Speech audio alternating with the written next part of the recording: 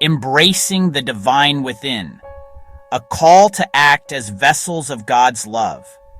In the hushed sanctity of a Catholic monastery, where stone walls echo with the whispers of ancient prayers and the flicker of candlelight casts shadows of devotion, I sought God. I looked for the divine in the cadence of Gregorian chants, in the solemn rituals of the Eucharist, and in the quiet reverence of cloistered life. Yet, as the days unfolded in contemplative silence, a profound truth began to crystallize within me. The essence of God, whether we name that essence Allah, Krishna, Vishnu, Yahweh, or the superconsciousness, transcends the confines of human-made sanctuaries. God is not bound by the walls of churches, temples, or mosques, nor limited to the rituals we perform in their hallowed spaces. God is the infinite spark of divinity that pulses within every soul, yearning to manifest through our actions, our compassion, and our boundless love. This realization is not new. It is woven into the sacred texts of the world's great spiritual traditions. The Bible declares, "The kingdom of God is within you." Luke 17:21. A powerful reminder that God is not a distant deity to be sought solely in external rites, but a living presence within each of us.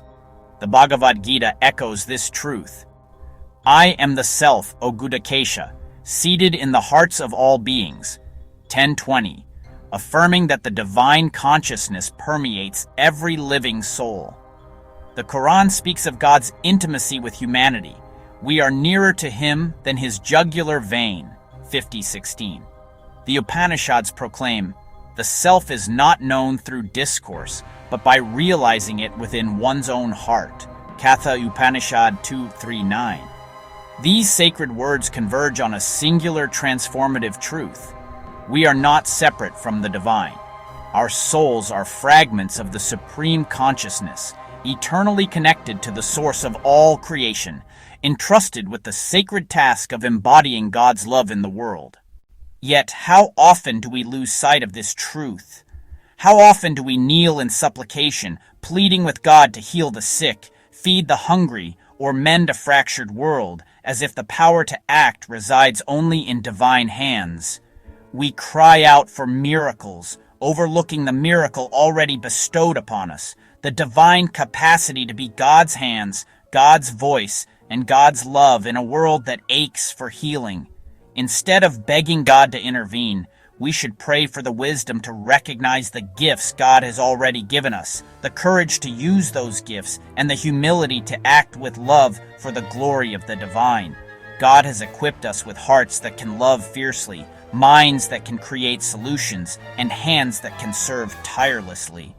Our prayer should not be for God to fix the world, but for God to illuminate our minds with divine wisdom, open our hearts to divine compassion, and guide our actions to fulfill divine purpose. Consider the story of the Good Samaritan, Luke 10:25-37, a parable that transcends religious boundaries with its universal message. A man lies wounded on the road, ignored by those who pass by in the name of ritual purity or personal convenience. It is the Samaritan, an outsider, who sees the divine spark in the suffering stranger and acts with compassion, binding his wounds, providing shelter, and ensuring his care. This is not merely a story of kindness, it is a blueprint for living as God's instrument. The Samaritan did not wait for a divine decree to act. He saw the need, recognized his capacity to help, and responded with love. In doing so, he embodied the divine will, showing us that God works through those who dare to act with compassion. Imagine a world where we all live by this principle.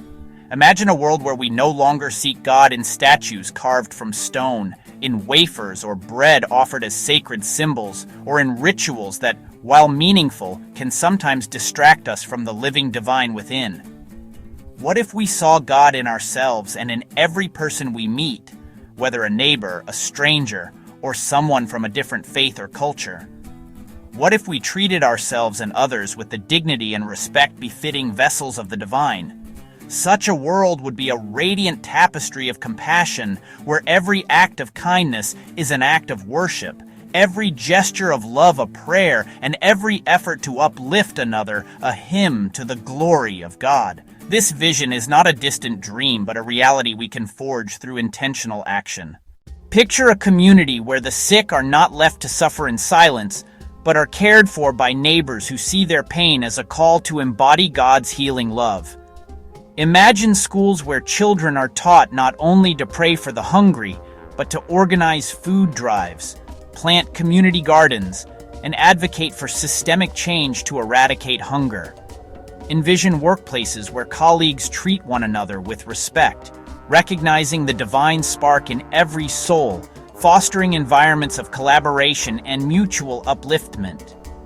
This is the world God envisions for us, a world where love is the currency, compassion the law, and service the highest form of worship. The transformative power of this perspective is evident in the lives of those who have embodied it. Consider Mother Teresa, who saw Christ in the poorest of the poor and dedicated her life to serving them, not as an act of charity, but as an expression of divine love. She once said, "I see, ascertain what you want to do and how you want to do it." In the monastery, this truth became clearer. God is not confined to sacred spaces, but is present in the suffering, the marginalized, and the forgotten.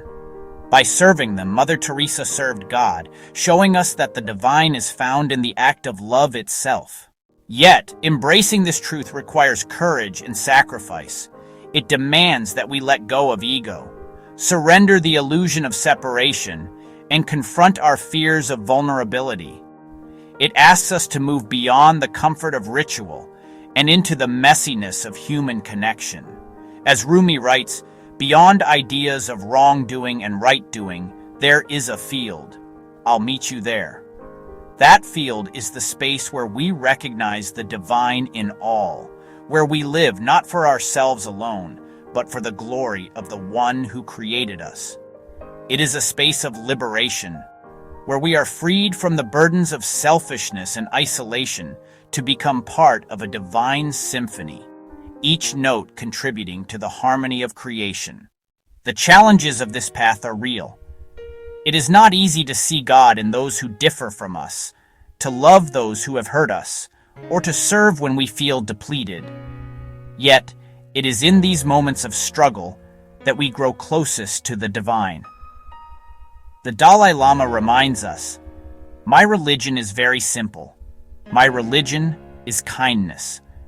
Kindness is not a passive sentiment, but an active choice to see the divine in another and to act accordingly.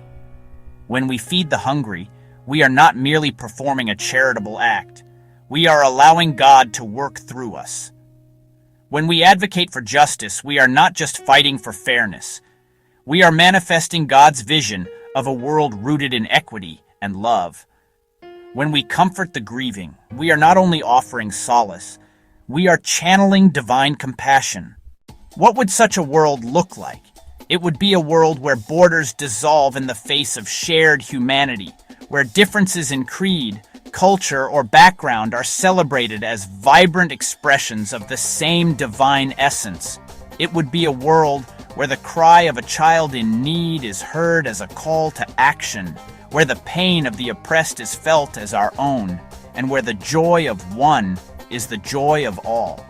It would be a world where a single act of kindness in a war-torn region, such as a doctor risking their life to treat the wounded, ripples outward, inspiring others to act with courage.